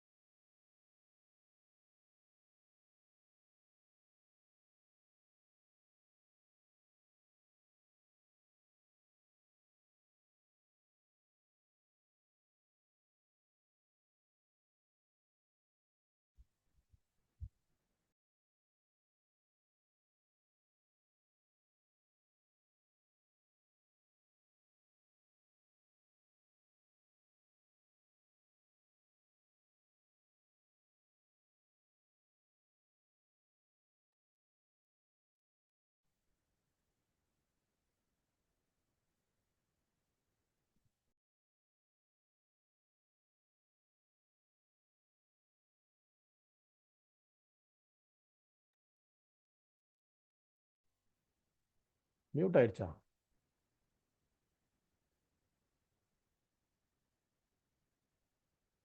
மியூட் ஆயிடுச்சு. போட்டேன். இப்போ food style, life style, work style. அதிகாலை பொழுதுக்கு அடுத்ததாக நாம் வந்து அழகின் சிரிப்புக்கு நம்ம செய்ய வேண்டிய ஏற்பாடுகள், மலச்சிக்கல் நீக்குவது. ஒவ்வொருவருக்கும் ஒரு விதமான முறையில் நீக்கணும்னு சொன்னாலும் கூட 3 கட்டங்களில் தான் அடக்கிறோம். 1 ஃபுட் ஸ்டைல், 2வது ஒர்க் ஸ்டைல், 3வது லைஃப் ஸ்டைல். இந்த லைஃப் ஸ்டைல்ன்ற வார்த்தை தான் 3ஆ பிரித்து 3ஆ உடச்சி 3 பகுதியாக வச்சிருக்கோம் நம்ம. சரி, ரைட்டு. இப்போ வந்து அந்த மலச்சிக்கல் நீக்குவது எப்படின்றத பற்றி வேணுன்றவங்களுக்கு ஒன்றா பேசிக்கலாம். அதை பற்றி எல்லாருக்கும் தெரியும். இதை நீக்கணுன்றதும் எல்லாருக்கும் தெரியும். பொதுவாக வந்து இந்த அலோபதிக் சிஸ்டமில் வந்து இதை வந்து அவங்க வந்து பெருசாக ஆர்வம் காட்டுறதில்லை. இதுதான் வந்து இதுக்கான காரணம்னா அவங்க வந்து ஏற்றுக்கிறது இல்லை.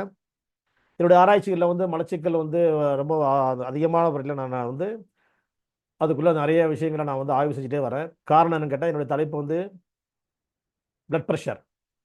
இந்த பிளட் ப்ரெஷருக்கும் மலச்சிக்கலுக்கும் நிறைய தொடர்பு இருக்கனால ஒவ்வொரு படித்தரத்துலையும் நான் என்னுடைய கல்வியில் எம்எஸ்சியில், எம்பியில், பிஹெச்டியில் எல்லாத்துலேயுமே வந்து பிளட் ப்ரெஷர், பிபி தான் என்னுடைய டாப்பிக்கு. அப்போ அதோட வந்து எவ்வளோ க்ளோஸ்லி ரிலேட்டட் விஷயம் வந்து கான்ஸ்டிபேஷன் அப்படின்றத பற்றி நான் வந்து நீண்ட காலமாக அதை பார்த்துட்டு வரதுனால எனக்கு வந்து நான் திரும்ப திரும்ப அதே இடத்துல நான் சொல்லிட்டே வரேன் நான். சரி, அதுக்கு அடுத்ததாக இப்பொழுது 3வது இடம். 3வது இடம் வரப்போகும்போது இப்போ அதிகாலை பொழுது எழுந்துக்கணும்னு சொல்லியாச்சு, மலச்சிக்கல் நீக்கணும்னு சொல்லியாச்சு. அதுக்கு அடுத்தது நம்ம என்ன செய்வோன்றது எல்லாருக்கும் தெரிஞ்ச விஷயம்தான். இந்த சிரிப்புக்கு ஆதாரமான இடம் இது.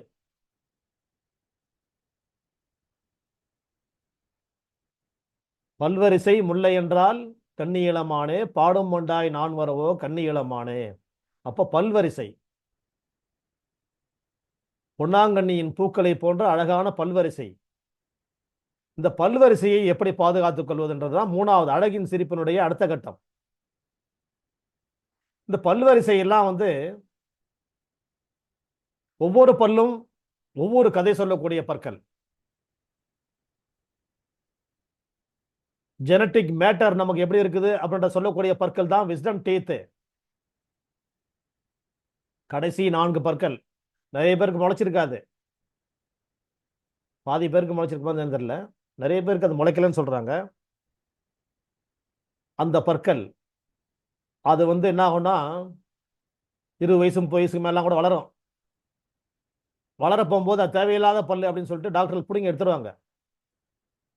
நீங்க கேட்டுக்கொண்டிருக்கின்ற செய்திகள்ல வந்து டென்டிஸ்டுகளுக்கு தெரியாத செய்திகள் மட்டுமல்ல, டென்டிஸ்டுகளை விடவும் அதிகமான செய்திகளை நீங்க தெரிந்து கொண்டிருக்கிறீர்கள். ஒரு பல் டாக்டரை விட அதிகமான செய்தி உங்களுக்கு தெரிஞ்சிட்டு இருக்குன்றது நீங்க புரியணும் உங்களுக்கு முதல்ல. அப்ப கடைசி 4 பற்கள், மேல ஒண்ணு கீழே ஒண்ணு, மேல ஒண்ணு கீழே ஒண்ணு, 4 புறங்களிலும் மேற்புறம் தாடையில 2 கடைசி பற்களும் கீழ் தாடையின் கடைசி 2 பற்களும் வந்து ஜெனட்டிக் மேட்டரோட டிஎன்ஏ ஆர்என்ஏவோட தொடர்புடையவை. அது மட்டுமல்ல, அவை சிறுநீரகங்களோடும் சிறுநீர் பையோடும் தொடர்புடையவை. அது லேட்டா முளைச்சா முளைச்சிட்டு போகுது, அது முளைக்க அனுமதிக்க வேண்டும். அதுக்கு தடையா இருக்கிற தடைகள் தான் நீக்கிற மொழியை பல்ல நீக்கக்கூடாது. சரி, அதற்கு அடுத்தது அதுக்கு முன்னாடி ஒரு 4 பல்லு, மேல 4 கீழே 4 16 பற்கள். அந்த 16 பற்களும் ஏதோடு தொடர்புடையதுன்னு சொன்னா நம்ம லைஃப் ஸ்டைலோட தொடர்புடையது. Food style, work style, life style. அப்ப நம்ம வந்து நைட்டெல்லாம் கண்ணு முடிக்கிறோம் பார்த்தீங்களா? இப்போ இந்த 16 பற்களும் 4 நாளா அந்த கடைசி 4 விஸ்டம் டீத்தை தாண்டி 16 பற்களும் நம்ம லைஃப் ஸ்டைலோட கனெக்ட் பண்ணக்கூடிய பற்கள். இவை லிவரோட கனெக்ட் ஆகக்கூடிய பற்கள், கால் பிளாடரோட கனெக்ட் ஆகக்கூடிய பற்கள். இந்த பற்கள் நிறைய பேர் சேதமடைய காரணம் வந்து அவங்களோட ஃபுட் ஸ்டைல் கரெக்டாக இல்லை, ஒர்க் ஸ்டைல் கரெக்டாக இல்லை, நைட்டில் கண்ணு முடிச்சுட்டு இருக்கிறாங்க, இல்லை சாப்பாடு சரியான ஜீரணிக்கக்கூடிய சாப்பாடு சாப்பிடல. இதன் காரணமாக லிவர் வந்து ரொம்ப வந்து கஷ்டப்படுது. அதன் காரணமாக அந்த பற்கள் சேதம் ஏற்படுது. அதுக்கு முன்பாக இந்த கூர்மையா வந்து சிங்கப்பல்லு, அதுக்கு அடுத்த பல்லு, இந்த பக்கமும் அதே மாதிரி மேலே 2 கீழே 2 மேலே 2 கீழே 2 8 பற்கள் வந்து நம்முடைய நீர்நிலைகளை உறுதிப்படுத்தக்கூடிய பற்கள். உடம்புல வந்து நீர் வறட்சி ஏற்பட்டு விட்டால், ட்ரைனஸ் வந்துச்சுன்னு சொன்னா இந்த 4 பற்களும் வந்து பலவீனப்பட்டுரும். ட்ரைனஸ் வரப்போகும்போது என்ன ஆகும் சொன்னா இறுகி போயிடும் உடம்பெல்லாம். அந்த மாதிரியான சூழ்நிலைகளில் ஏற்படக்கூடிய 4 பற்களுடைய சேதங்கள், அந்த பற்களையும் நம்ம இழக்க வேண்டிய சூழ்நிலை வரும். இந்த பற்களை என்ன பண்றாங்கன்னு சொன்னா, இந்த பல்லுல என்னென்னமோ பண்றாங்க பார்த்தீங்களா, பிரிட்ஜ் எல்லாம் போடுறாங்க, பாலம் கட்டுறாங்க, அப்புறம் காவா வெட்டுறாங்க, என்னென்னமோ பண்றாங்க, நிறைய பண்றாங்க. இந்த 4 பல்லையும் பிடுங்கிடுறாங்க பாருங்க, 8 பல்லையும் பிடுங்கிடுறாங்க. இது தேவையில்லை. அப்பதான் வந்து உங்களுடைய ஃபேஸை வந்து ஷேப் கொண்டு வரணும். அழகை அழகற்றதாக ஆக்கக்கூடிய, அது மட்டுமல்ல ஆரோக்கியத்தை ஆரோக்கியமற்ற நிலைக்கு கொண்டு போகக்கூடிய வாய்ப்புகளை நமக்கு நாமே ஏற்படுத்திக் கொள்வது எதன் மூலமாக? இந்த பல் டாக்டர்கிட்ட போய் இந்த பல்ல பிடுங்கனுடைய விளைவு. நான் வந்து இதுக்கெல்லாம் வந்து கம்பி போட்டு வந்து ஒரு ஃபென்சிங் போட்டு வச்சிடுறேன், ஏன்னா உள்ள யாரும் போயிடாமல் தடுக்கணும் அப்படின்னு சொல்லிட்டு நம்ம தோட்டத்துக்கு கம்பி வேலி போட்டுருக்கிற மாதிரி கம்பி வேலி போட்டுக்கிட்டு ஒரு 6 மாதம் 1 வருஷத்துக்கு அப்படியே இருந்துட்டு அந்த 4 பல்லையும் பிடுங்க வேண்டியது, கம்பி போட்டு வேலி போட வேண்டியது. அதுக்கப்புறம் அதை பிடுங்கிட்டு அதுக்கப்புறம் பாருன்னா வாழ்நாள் எல்லாம் தாடைகள் வந்து அவங்களுக்கு வந்து சீராக இருக்கவே இருக்காது.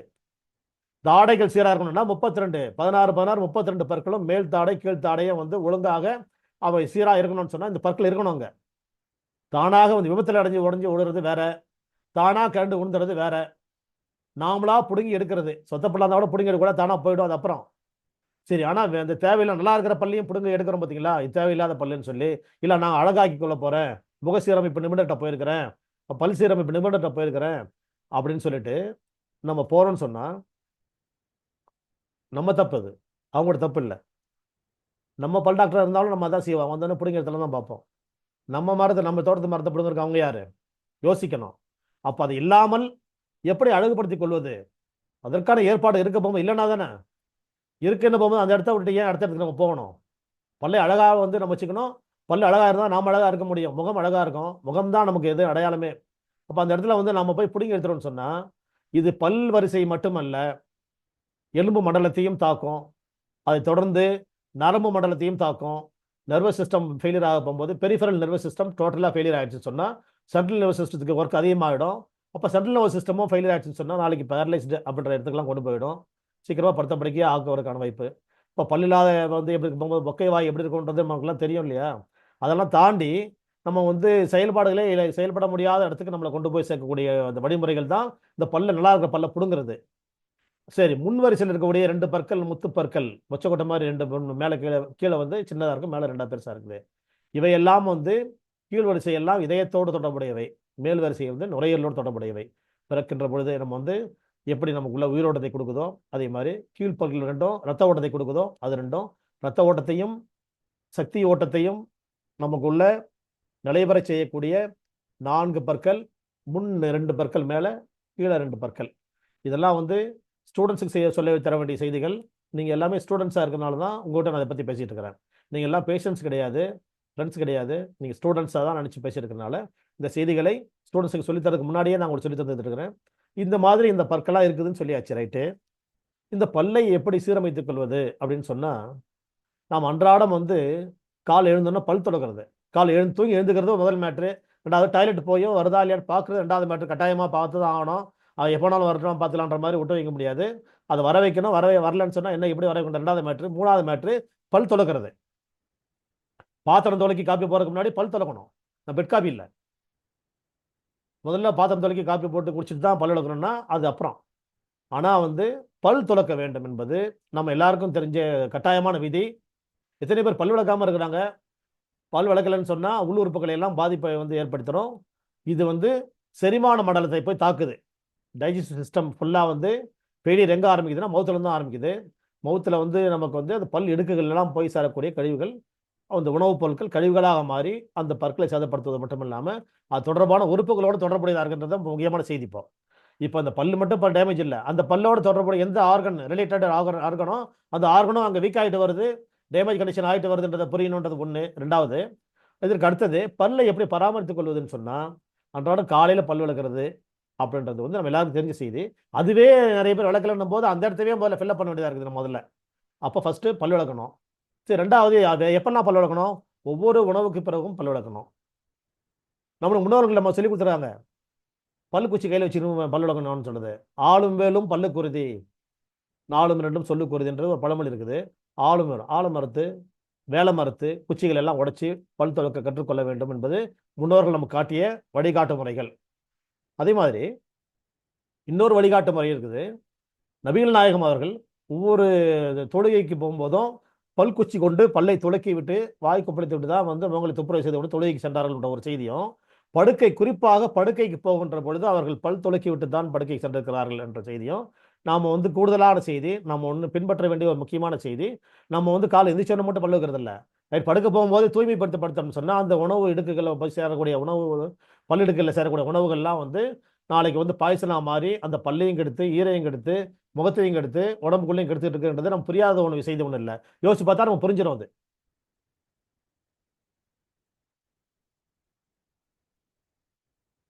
அந்த இடத்துல அப்போ அந்த பல் துலக்குவது அப்படின்ற இடத்துல வந்து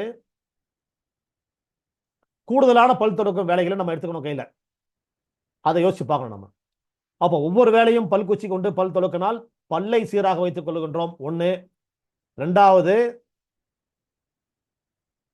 அந்த எந்தெந்த பல்லு தொடர்பான உள் உறுப்புகளோ அந்த உறுப்புகளுக்கும் நாம் வந்து நோய்களை சேர்க்காமல் இருக்கின்றோம் 2. மூணாவது, அந்த உள் உறுப்புகளுக்கு சக்தி ஓட்டத்தை இரத்த ஓட்டத்தை சீராக செலுத்துவதற்கும் இதன் மூலமாக வழி ஏற்படுத்துகின்றது என்பது 3.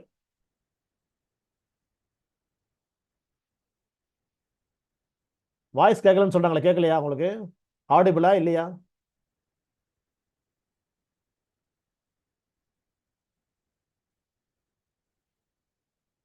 கேக்குதா என்னுடைய வாய்ஸ்?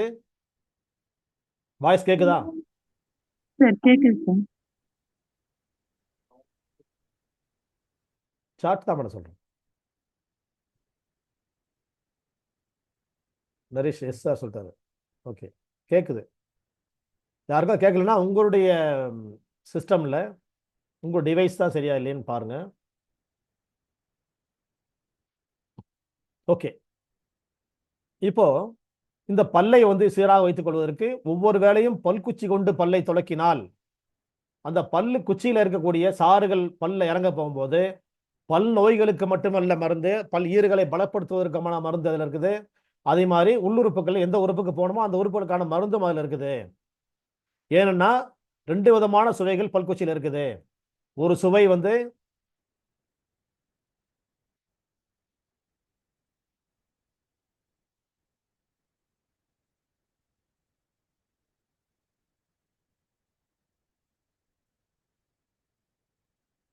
ஒரு சுவை துவர்ப்பு, இன்னொரு சுவை கசப்பு. எந்த சுவைகளும் அதுக்குள்ள இருக்கிறதுனால துவர்ப்பும் கசப்பும் வந்து நம்ம பல்லை உறுதிப்படுத்துவதற்கு பயன்படக்கூடிய 2 சுவைகள். இந்த சுவைகள் அதன் மூலமாக நம்ம வந்து பெற்றுக்கொள்ளும் போது உண்மையான அழகின் சிரிப்பு எங்க இருக்குது? உண்மையான சிரிப்புல இருக்குது. உண்மையான சிரிப்பு புற அழகை காட்டுகிறது. அதே மாதிரி நிம்மதியான வாழ்க்கை அக அழகை காட்டுகிறது. 2யுமே வெளிப்படுத்தி காட்டுவதற்கு புன்னகையை விட மிகச்சிறந்த ஒரு ஆயுதம் எதுவுமே இல்லை. வார்த்தைகளில் சொல்ல முடியாத ஒன்றை நம்முடைய புன்னகையின் மூலமாக வெளிப்படுத்திக் கொள்ளலாம். நம்முடைய நன்றி அறிதலை வெளிப்படுத்துவதற்கும் நம்முடைய ஏற்றுக்கொண்டோம் என்பதை தெரிவுபடுத்திக் கொள்வதற்கும் நம்ம வந்து பல்வரிசையின் புன்னகையை பயன்படுத்திக் கொள்ள வேண்டும். அந்த வகையில் 3வதாக அழகின் சிரிப்பில் இன்றைக்கு இடம்பெற்றது பல்வரிசை. பொன்னாங்கண்ணியின் பூக்களை நாம் பல்வரிசையிலே பார்க்க வேண்டும் என்றால் பல்குச்சி கொண்டு பல் துலக்கும் பழக்கத்தை நாம் தொடங்க வேண்டும் என்பதையும் இந்த நேரத்தில் சொல்லி 4வது பகுதி அழகின் சிரிப்பை நிறைவு செய்து 4வது பகுதியான மனதோடு பேசுவோம் என்றதுக்குள் நாம் அடைகின்றோம். மனதோடு பேசுவோம் என்றதுல வந்து போன வாரம் வந்து எழுத்தாளர் சிவசங்கரி அவர்கள் எழுதிய சின்ன நூல் கண்டா நம்மை சிறைப்படுத்துவது என்ற நூலிலிருந்து 4 வார்த்தைகளை மட்டுமே எனக்கு நான் எடுத்துக்கொண்டிருந்தேன். ஏன்னா எனக்கு அவ்வளோ ஞாபகம் இருக்குது. அதுக்கு மேலே அவங்க என்ன சொன்னாங்கன்றது எனக்கு தெரியவே தெரியாது எதுவுமே. அந்த புத்தகம்லாம் நான் வந்து இப்போ நான் படிச்சே பார்க்கல. இனிமேல் படித்து பார்க்கணும் ஆர்வம் இருக்குது, எனக்குள்ளே இருக்குது. இனிமேல்னா இனிமேல் எப்போனா இருக்கலாம். அது எப்போ வாய்ப்பு கிடைக்குதோ நான் படித்து பார்க்கணும் ஆசைப்படுறேன். ஆனால் அந்த கட்டுரை தொடரில் நான் பார்த்த ஒரே ஒரு 4 வார்த்தைகள் பொறுமை, அனுசரணை, சகிப்புத்தன்மை, விட்டு கொடுக்கும் மனப்பான்மை என்ற 4 விஷயங்களை நம்ம பார்த்தோம். அப்போ பேஷன்ஸு, டாலரன்ஸு, அப்புறம் attitude of giving up, support, இந்த 4 விஷயங்கள். இந்த ஆட்டிடியூட் ஆஃப் கிவிங் அப், விட்டு கொடுத்தல் அப்படின்ற இடத்துல பார்க்கும்போது கொடுத்தல்னா என்ன, விட்டு கொடுத்தல்னா என்ன அப்படின்றது தான் இன்னைக்கு நம்ம இப்போ பேசிட்டு இருக்கிற விஷயம், பேச போகிற விஷயம். இதுக்குள்ள வந்து கொடுக்கறதுன்றது எதுக்காக கொடுக்குறோம் அப்படின்னு சொல்லும்போது எதுக்காகலாம் கொடுப்போம். ஒருத்தர் மிரட்டி கேட்கறாங்கன்னு சொன்னா பயந்து கொடுத்துருவோம். 2வது ஒருத்தர் வந்து ஒன்று கொடுக்குறாங்கன்னு சொன்னா அவங்க பிரதிபலனாக வேற இதை விட பெருசா ஒன்று எதிர்பார்த்து கொடுப்பாங்க. அவங்களுடைய பேராசைக்கு நாம் இறகாகி விடுவோம். 3வது உணர்ச்சி வசப்பட்டு நம்ம கொடுத்துருவோம். உணர்ச்சி வசம்ன்றது 2 இடங்கள். துக்கம் மேலிடும் போது தூக்கி எறிஞ்சிருவோம், கோபம் மேலிடும் போது தூக்கி எறிஞ்சிருவோம். இது 2 நம்ம தூக்கி எறிஞ்சிருவோம். கோபத்தால் தூக்கி எறிஞ்சிருவோம், துக்கத்தால் தூக்கி எறிஞ்சிருவோம். பயத்தால, பேராசையால, கோபத்தால, துக்கத்தால. இதற்கு அடுத்தது இன்னொருத்தர் பேர்ல ஒரு கவலைப்பட்டு ஐயோ பாவம் அவங்களுக்கு கொடுக்கணுமே அப்படின்னு நமக்கு கொடுப்போம். இதற்கு அடுத்தது கொடுக்கல் வாங்கல், ஷேரிங், இதுல நம்ம கொடுக்கல் வாங்கல் இருக்கும். இந்த கொடுக்கல் வாங்கல் வந்து எதுக்காகன்னு சொன்னா ஒன்றை கொடுத்து அதற்கு பகரமாக இன்னொன்றை பெற்றுக்கொள்வது. இது பிசினஸ். பிசினஸ்ல கொடுக்கல் வாங்கல் இருக்கும்.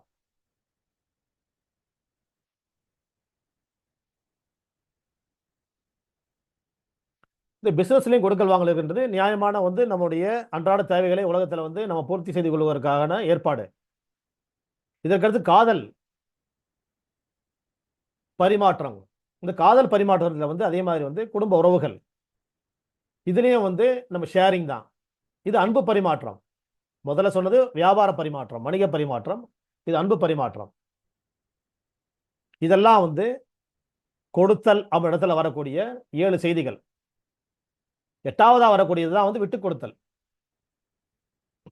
இந்த விட்டு கொடுத்தல் அப்படின்னு சொன்னா நமக்கு வந்து கொடுக்க வேண்டிய வேலையே கிடையாது. ஆனா நம்ம வந்து அந்த இடத்துல நம்ம ஒருத்தர் கொடுக்குறோம்னு சொன்னால் பெற வேண்டிய இடத்துல அவங்க இருக்கிறாங்க பத்தியா, அவங்களுக்கு எந்த தேவையுமோ ஏதாவது நம்ம கொடுக்கணும் கட்டாயம்லாம் ஒன்றும் கிடையாது. ஆனா நாம கொடுக்கணும்னு கட்டாயம் கிடையாது, அவங்களுக்கு கொடுக்கணும் கட்டாயம் கிடையாது. ஆனா நம்ம கொடுக்குறோம், அவங்களுக்கு தேவை இருக்கிறது, நம்ம கொடுக்குறோம் அப்படின்னு சொன்னால் எந்த விதமான பிரதிபலனையும் எதிர்பாராமல் கொடுக்கக்கூடியதுதான் வந்து விட்டு கொடுத்தல். இந்த விட்டு கொடுத்தல் வந்து எல்லா நேரங்களிலும் எல்லாத்தையும் இருக்குமா அப்படின்னா எல்லாத்தையும் இருக்காது. ஆனால் எப்பவுமே இருக்காதா அப்படின்னா எப்போதாவது எந்த சந்தர்ப்பத்திலாவது ஒவ்வொரு மனிதனுக்குள்ளும் ஒரு தீய மனிதனுக்குள்ளும் கூட எப்பயாவது நடந்திருக்கலாம். இது எல்லா நல் உணர்வுகளுக்கும் நாம் பொறுப்பு. எல்லா தீய உணர்வுகளும் நமக்குள்ள இருக்குது. நம்ம முதல்ல கொலை வழக்கு பத்தி பேசும்போது நமக்குள்ள எல்லா தீய உணர்வுகளும் இருக்குதுன்னு பேசணும். அப்ப எல்லா தீங்கான உணர்வுகளும் எல்லா நன்மையான உணர்வுகளும் உள்ளே ஓடிக்கொண்டே இருக்கக்கூடிய ஒரு படைப்பு தான் வந்து மனிதன். மற்ற உயிரினங்களுக்கெல்லாம் வந்து ஒன்று தான் கூடுதலாக இருக்கும், ஒன்று தான் குறைச்சலாக இருக்கும். ஏதோ ஒன்று ஃபுல்லாக இருக்கும். அதுகிட்ட ஏதோ ஒன்று நல்லது ஃபுல்லாக இருக்கும், இல்லை ஒரு தீங்கு ஃபுல்லாக இருக்கும். ஆனால் எல்லாமே ஒரு கலவையாக இருக்கக்கூடியது மனிதன். அப்போ அந்த இடத்துல எப்பயாவது அவன் வந்து கொடுக்க வேண்டிய தேவை இல்லாமல் அவன் கொடுத்துருப்பான். அந்த மாதிரியான தருணங்கள் உங்கள் வாழ்க்கை இருந்திருந்தால் அது எப்படிப்பட்ட ஒரு நல்வாய்ப்பை உங்களுக்கு தருகிறது என்றால், அந்த அந்த மாதிரி உங்களுக்கு தேவையில்லாத நேரத்தில் கொடுத்த ஒரு ஒரு வேலை வந்து என்ன ஆகும்னா, உங்கள் உணர்வுகளில் பதிவு செய்யப்படுகிறது. அந்த உணர்வுகளில் வந்து பதிவு செய்யப்படுகின்ற பொழுது அது செல்வுகளில் போய் பதிவாகுது. அது அடுத்த ஜெனரேஷனுக்கு டிரான்ஸ்ஃபார்ம் ஆகுது. ஜெனரேஷனே எனக்கு இல்லை அப்படின்னு சொன்னாலும் கூட இந்த பிரபஞ்சத்தில் உலா வரக்கூடிய ஒவ்வொரு உயிர்காற்றிலும் கலக்கிறது என்பது வந்து இது தத்துவம். தத்துவத்தை நம்ம நேரடியாக நம்ப முடியாது. நம்ம வந்து அதெல்லாம் வந்து சொன்னால் வந்து நம்ம விளக்கமாக நம்ம புரிதல் வந்தால் மட்டும்தான் உணர முடியும். இருந்தாலும் கூட உங்களுக்கு உங்களுக்குள்ள ஒரு நிம்மதி இருக்குன்னு சொன்னால், இந்த ஒரு ஏதாவது ஒரு விஷயம் உங்களுக்கு நிம்மதி ஏற்படுத்துது அப்படின்னு சொன்னால், அந்த இடத்துல நீங்கள் ஏதோ ஒன்று கொடுத்துருக்கீங்க. உங்களுக்கு தேவையில்லாமையே நீங்கள் கொடுத்துருக்கீங்க. நீங்கள் விட்டு கொடுத்துருக்கீங்க. உங்களுக்கு கொடுக்க வேண்டிய அவசியம் இல்லை, இருந்தாலும் விட்டு கொடுத்துருக்கீங்க. இன்னொருத்தர் தேவைப்படுது, கொடுக்க தேவையில்லாத இடத்துல நீங்கள் கொடுத்ததனுடைய விளைவு தான் அந்த விட்டு கொடுத்தல். அது ஒரு நிரந்தரமான நிம்மதியை உங்களுக்குள் ஏற்படுத்தி இருக்கும். இது உங்களால் உணர முடியுமான்னு பாருங்க. அந்த மாதிரி நிம்மதியை ஏற்படுத்தி இருக்குது உங்களால் உணர முடிஞ்சதுன்னு சொன்னால், உங்களுக்கு சங்கடமான நேரங்கள் ஒவ்வொரு நாள்லையுமோ இல்லை உங்களுடைய வாழ்நிலை மொத்தமாக எல்லா நொடிகளிலும் ஒரு சங்கடமான சூழல்கள் இருக்குமானால், அந்த இடத்துல இதை ரீகால் பண்ணி அந்த இடத்துல ஃபிக்ஸ் பண்ணி பாருங்க, அதை ரிலேட் பண்ணி பாருங்க. அது வந்த உடனேயே இதெல்லாம் காணாமல் போயிடும். இப்போ நம்மளை சூழ்ந்து ஒரு நம்மளுக்கு வந்து விரும்பத்தகாத ஒரு சூழலே நமக்கு இருந்துட்டு இருக்குது. நாம வந்து இன்னொருத்தருக்கு தேவைப்படாமே ஏதாவது ஒன்று கொடுத்த ஒரு நிகழ்வு நமக்குள்ள நினைவு ஊட்ட முடியுமானால், நமக்குள்ள இருக்கும், அது நினைவூட்ட முடியுமானால், அந்த உணர்வு நமக்குள்ள ஏற்பட்ட உடனேயே இந்த எல்லா வந்து நமக்கு இறுக்கமான சூழ்நிலைகளும் நம்மளை விட்டு போய்விடும்ன்றது வந்து எப்படின்னா, ஒரு ஓஷோ அப்படின்னு ஒரு அறிஞர் அவர் சொல்றாரு, 100 ஆண்டு இருட்டை போக்குவதற்கு நீ 100 ஆண்டுகளாக வந்து தீப்பந்தம் கொளுத்தி வளர்க்க வேண்டிய அவசியம் இல்லை, ஒரு தீக்குச்சி போதும் சொல்றாரு. ஒரே ஒரு தீக்குச்சி 100 ஆண்டு இருட்டை போக்க வந்து விட்டது. அப்ப 100 ஆண்டு இருட்டும் ஒரு தீக்குச்சிக்காக காத்திருந்தது அப்படின்ற செய்தியை அவர் வந்து பதிவு பண்றாரு. அப்போ அந்த செய்தி மாதிரி ஏதோ ஒரு சின்ன ஒரு நன்மை மிக பெரும் தீங்கிலிருந்தும் மன உளைச்சலிருந்தும் ஒரு இறுக்கமான சூழல்களிலிருந்தும் நம்மளை காப்பாற்றக்கூடியதாக நமக்கு இருக்கின்றது என்பதை நீங்கள் உங்கள்கிட்ட நான் பதிவு பண்றேன்.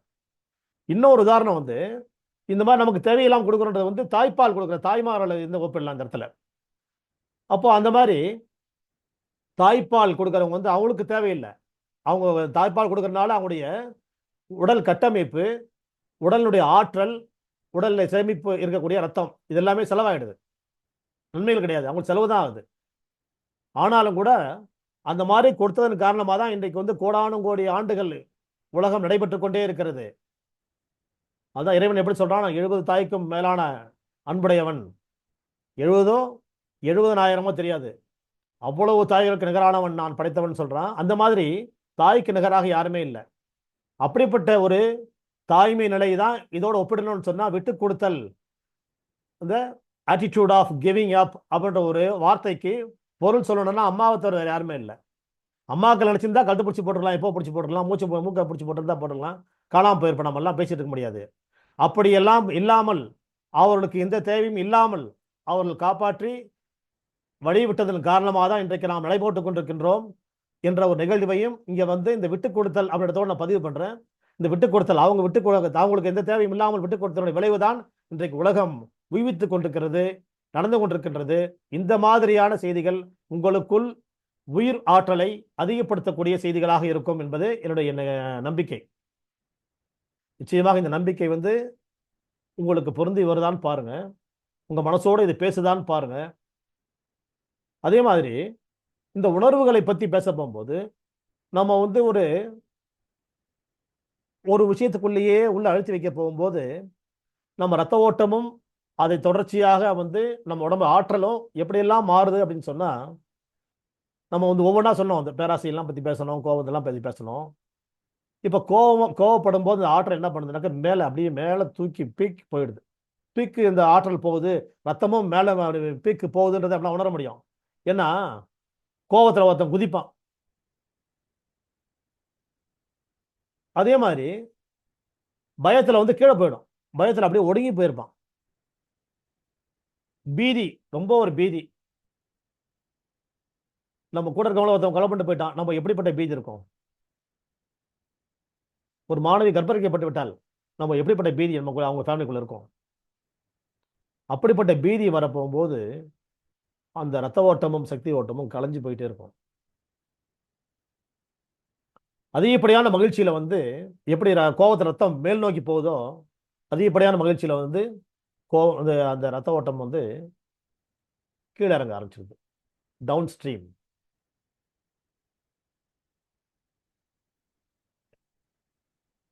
இப்படி கலைஞ்சு போகக்கூடிய அளவுக்கு பீதி ஏற்பட்டுச்சுன்னு சொன்னா அவர்கள் உணர்வற்ற நிலைக்கு தள்ளப்படுவாங்க.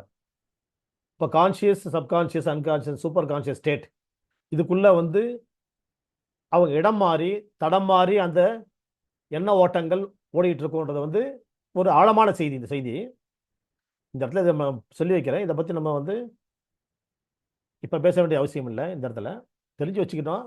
நம்முடைய ஆற்றல் எங்கே வந்து குவிக்கப்படுகிறது, ஒரு ஆற்றல் எங்கே வந்து அது கரைஞ்சி போயிடுறது, ஒரு ஆற்றல் எங்கே நம்ம இழந்து போயிடுறோம், இப்படிலாம் வந்து கணக்கு பார்க்க போகும்போது நாம் வந்து இந்த விட்டு கொடுத்தல் அப்படி இடத்துல வந்து இந்த ஆற்றலின் குவிப்பை நாம் பெற்றுக்கொண்டிருக்கின்றோம் அப்படின்றதுதான் முக்கியமான செய்தி.